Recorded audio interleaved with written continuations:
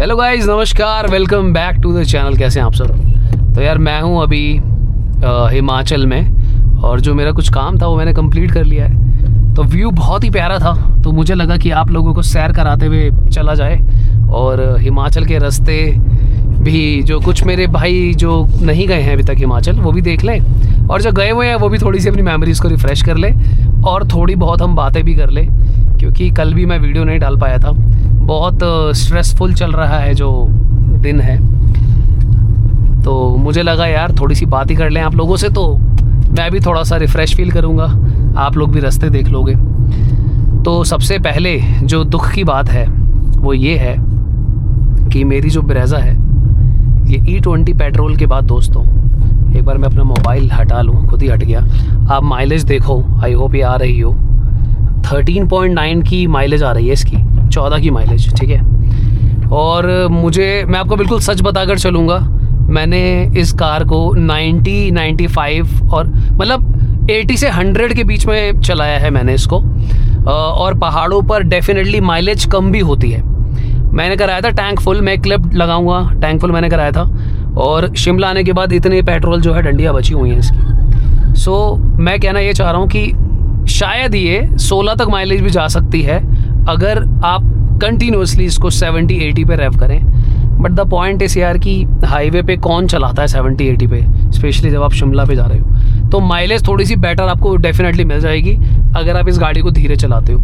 तो पहाड़ों पर तो भाई फ़र्क पड़ ही जाता है। और कल मुझे एक कमेंट आया था, एक भाई पूछ रहा था मेरे से कि यार क्या करें अब, क्योंकि देखो मैंने ना कल अपने चैनल पे एक पोस्ट डाली थी जहाँ पे मैं थोड़ा सा फ्यूचर प्रेडिक्ट कर रहा था, और मेरे अकॉर्डिंगली अब क्या होने वाला है दोस्तों, अब आपको ना बहुत मोटे डिस्काउंट देखने को मिलेंगे E20 कार्स के ऊपर। यानी कि जो अभी करंट में गाड़ियाँ हैं, ब्रेज़ा, नेक्सॉन, पंच, व्हाटसोएवर, क्रेटा, फॉर्च्यूनर भी इनफैक्ट, इन पे आप देखना अब दबाकर डिस्काउंट्स आने वाले हैं। क्यों डिस्काउंट्स आएंगे, एक मिनट यार कट मार रहा था, सॉरी।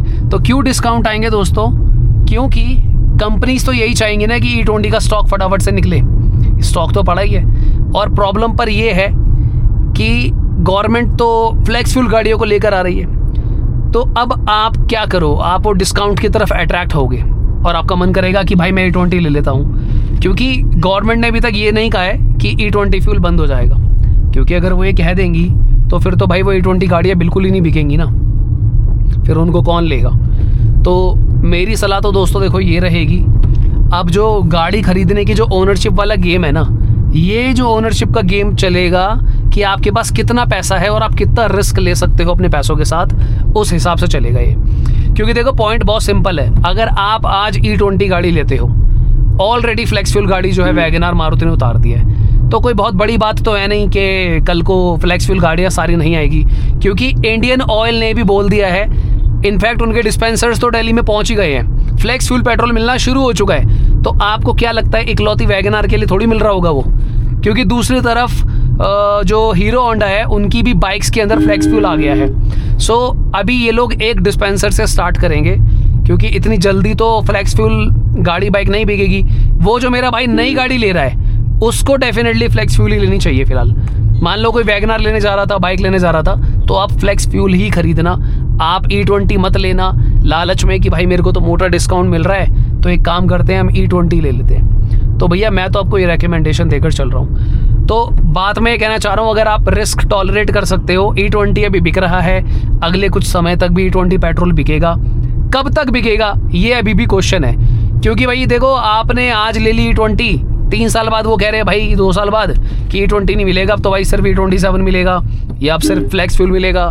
तो आप क्या करोगे भाई, उस गाड़ी का क्या होगा? तो गरारी जो है दोस्तों फंस जाएगी। तो आपको पास क्या ऑप्शन बचेगा आपके पास, कि आपको जो है अपनी गाड़ी को कम पैसों में सेल करना पड़ेगा, क्योंकि मोनोपोली कौन करेगा, जो यूज्ड कार लेने वाले डीलर्स हैं या फिर जो यूज्ड कार प्लेटफॉर्म्स हैं, उनको पता है कि आपकी गाड़ी E20 है, तो वो मन माने पैसे आपसे बोलेंगे कि भाई अब तो उस गाड़ी की वैल्यू नहीं है, तो आपने 9 लाख की गाड़ी ली थी तो भाई 3 लाख में दे दो हमको, इससे ज़्यादा क्या होगा। तो कार की रीसेल भी मरेगी। तो या तो देखो आप थोड़ा सा सब्र करें, इंतज़ार करें, वीडियोस देखते रहें, राइट अपडेट्स का वेट करें, या फिर अगर आप इस तरीके का कोई रिस्क लेने के लिए रेडी हैं बिल्कुल ही, तो आप उसके हिसाब से जो है अपना मन बना लीजिए दोस्तों। मैं तो आपको यही सलाह देना चाहूँगा। बाकी थोड़ी सी बात मैं अपनी ट्रिप की भी कर लेता हूँ। क्या रहा, मैं किसी काम से आया हुआ था यहाँ पे, वो काम मेरा कंप्लीट हो चुका है, था वो कार्ड से रिलेटेड ही। और यहाँ पे कल एक भाई क्वेश्चन कर रहा था कि यार कितना ट्रैफिक है शिमला में। तो जब मैंने एंट्री की थी, आई थिंक मैं थर्सडे को मैंने एंट्री ली थी, और भाई मज़ा आ गया लिटरली। बारिश हो रही थी हल्की हल्की, थोड़ी सी बीच में तेज़ भी हुई थी, और काले बादल थे जब मैंने एंट्री करी थी। और उसके बाद आज का दिन जो है यहाँ पर अब बहुत ज़्यादा ट्रैफिक है, वो पीछे मैं रिकॉर्ड नहीं कर पाया। ये तो मैं काफ़ी नीचे उतर आया हूँ शिमला से, अब तो मैं ये सोलान की तरफ जा रहा हूँ, तो यहाँ पे थोड़ा सा कम है ट्रैफिक, पर बहुत ज़्यादा ट्रैफिक बढ़ चुका है, वीकेंड्स पे बहुत ज़्यादा हो जाता है।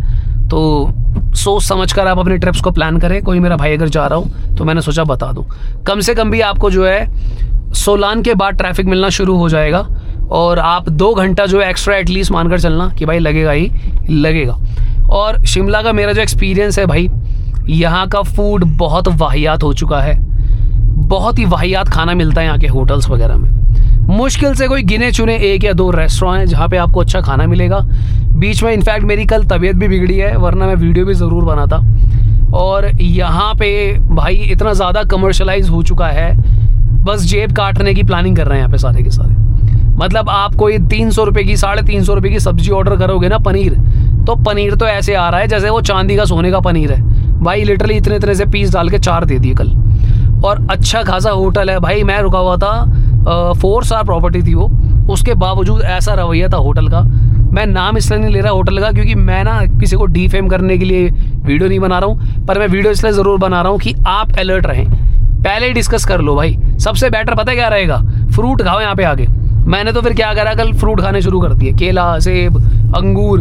उसके बाद मैं थोड़ा सा बेटर फील करने लग गया।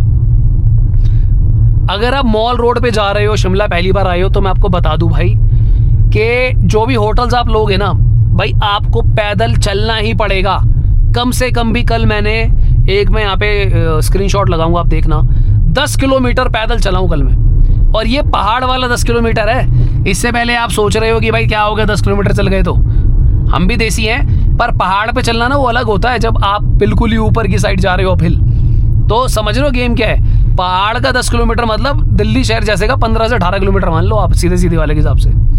तो आप जो भी होटल लो, क्लोजेस्ट होटल लेना है आपको मॉल रोड के, अगर शिमला जा रहे हो।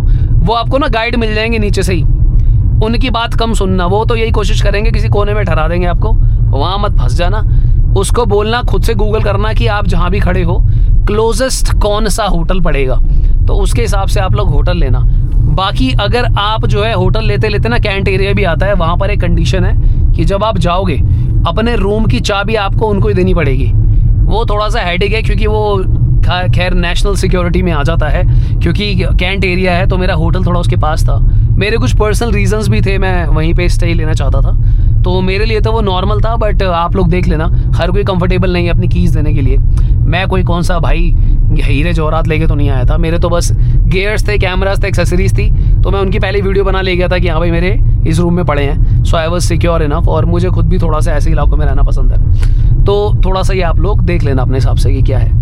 बाकी लास्ट में मैं आपको एक एडवाइस ये भी दे सकता हूँ, अगर पहाड़ पे घूमने का आपका मन कर ही रहा है ना, तो Shimla might not be the best place, क्योंकि इतना कमर्शलाइज हो चुका है। मतलब मुझे लिटरली पेट्रोल डीजल की स्मेल आ रही थी अपने होटल की विंडो से, जो कि होना नहीं चाहिए पहाड़ पे, क्योंकि पहाड़ पे तो हम इसलिए आ रहे थे ना कि हमें दिल्ली जैसे इलाके से, जहाँ मैं रहता हूँ, मुझे एक नया एक्सपीरियंस चाहिए। एक्सपीरियंस तो था, पर पोल्यूशन मुझे अभी भी लग रहा था। तो देर आर बेटर ऑल्टरनेटिव्स, आप चैल चले जाओ, कसौली चले जाओ, कसौल चले जाओ। So there are many better options. आप एक बार को मनाली भी चले जाओ, that is still far better. Old Manali जाओ, क्योंकि भाई मैं तो पूरे पहाड़ घूम चुका हूँ उत्तराखंड और हिमाचल के। So this is my recommendation to you. अब जो है ना शिमला में वो बात नहीं रही है, सब कुछ मतलब ओवर कमर्शियल। कल मैंने जूस पिया, इतना सा गिलास उसने मेरे को कितने का दिया, आई थिंक 90 रुपीज़ का उसने मुझे इतना सा गिलास दिया। मैं हैरान हो गया उसकी प्राइसिंग देखी कि भाई क्या प्राइसिंग। नारियल पानी पूछा, 130 रुपये का नारियल पानी। भाई लिटरली लूटिंग इनफ। तो चलो गाइस, हमने काफ़ी सारी बातें कर ली। एक्चुअली अब मैं करूँगा यार लंच, मैं ड्राइव कर रहा हूँ, काफ़ी देर से थक गया हूँ, तो बस मेरा मन था मैं आप लोगों से बात कर लूँ। तो मिलते दोबारा किसी और दिन। अगर मैं एक आध दिन और रुका तो यहाँ पे देखते हैं, वरना I will be back in my studio Delhi. तो फिर उसके बाद अब ना नॉर्मल वीडियोज़ कंटिन्यू करते हैं। Keep watching guys, much love, bye bye, take care.